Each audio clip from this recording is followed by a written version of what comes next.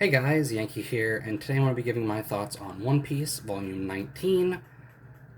Last volume ended with the Straw Hats and Vivi basically deciding what they are what they need to do most, right?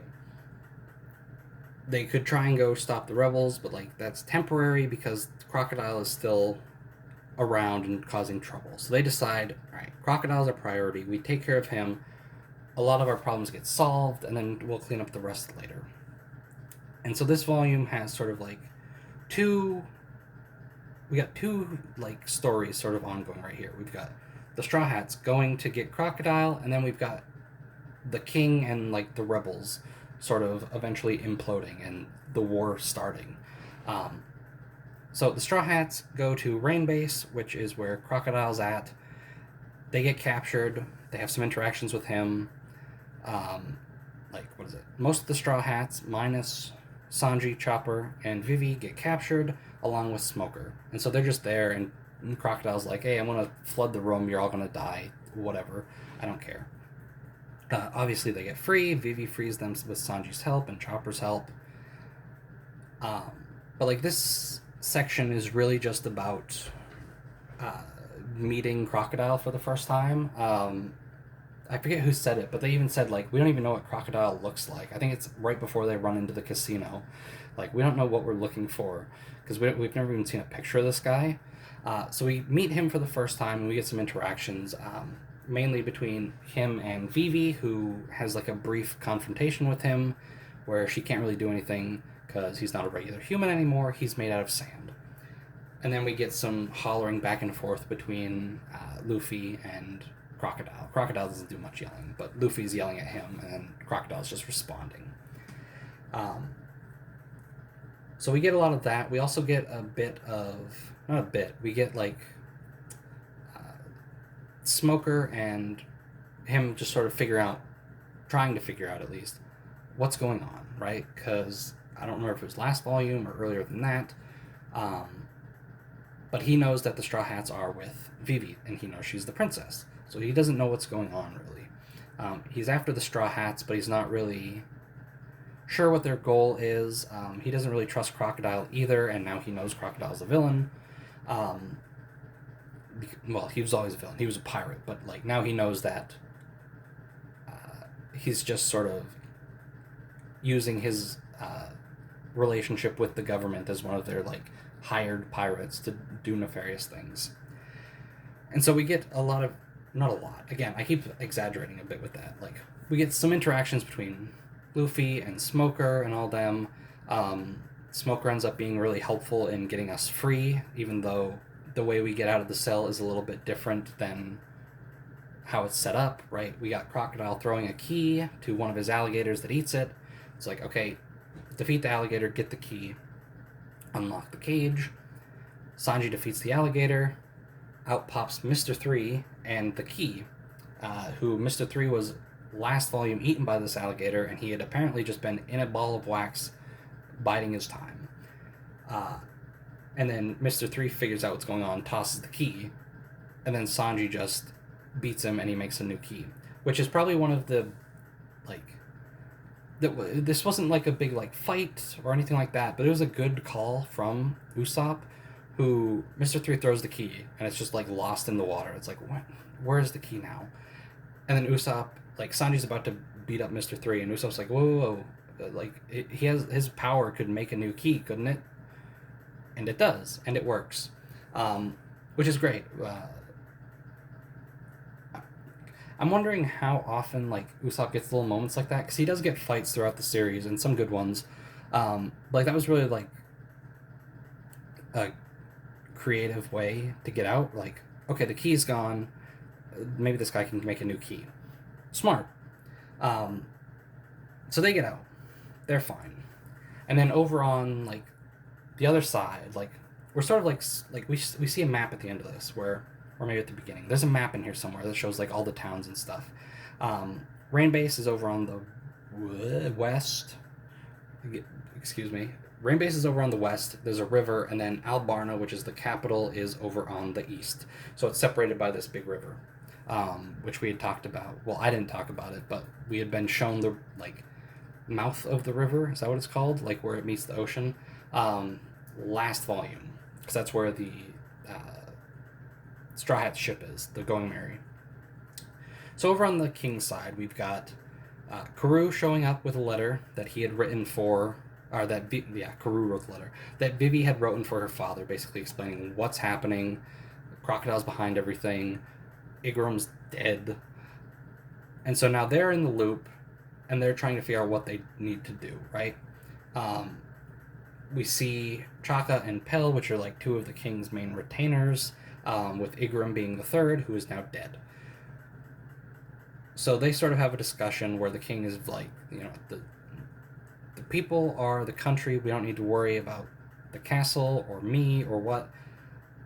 We gotta protect the people, right? Worry about the people. So they're trying to figure out what to do about Crocodile. And then, like a few chapters later, the king is just gone. He is missing. We don't know where he is. And then he pops up in the town with some army, with some of his army, and he just starts mowing people down, attacking them.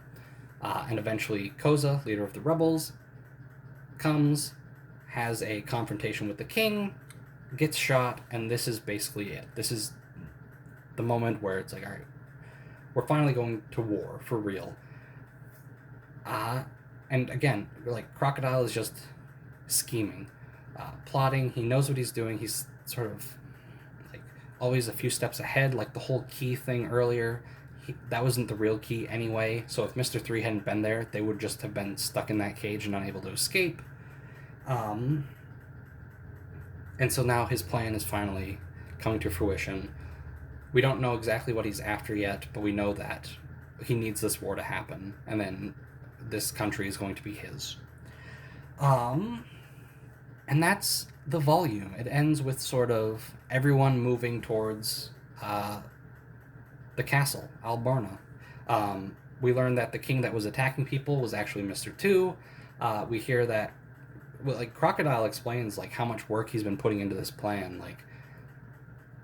Like he's got people inside the army, he's got people inside the rebels, like he's got people all over the place to make this happen. And he's been working at this for years and years and years. I think Vivi even said at one point she had been like trying to figure out who's behind all this for a few years. Yeah, this was a good volume. We're right at the fights and stuff are about to start, right? Straw Hats are free. Everybody's mobilizing towards one part of the map, right, of the country, and we're gonna start seeing some fights. So I'm excited about that. Yeah, a good volume. Like, this one felt like a lot. Like, we were moving fast, right? Like, the Straw Hats were trapped in a cage for most of this volume, but it didn't feel slow because we kept jumping back between them in the cage, everything going crazy with the king and stuff. We haven't seen him get kidnapped, but we heard that Miss Merry Christmas and Mr. 4 were in charge of getting him, which explains why he's missing. And so, like, crazy stuff's happening over there while it's a bit more calm over here for a while. But, like, everything was moving quick, and it didn't feel like we were trapped in a cage for a few chapters. It felt good, right? SBS. Anything interesting? This is something that's interesting that I gotta stop doing that. I'm shaking my camera. Somebody asked about Chopper's age, which that's interesting. I care about that. And I learned that Chopper at this point is supposed to be about 15 years in human age, which seems a bit old.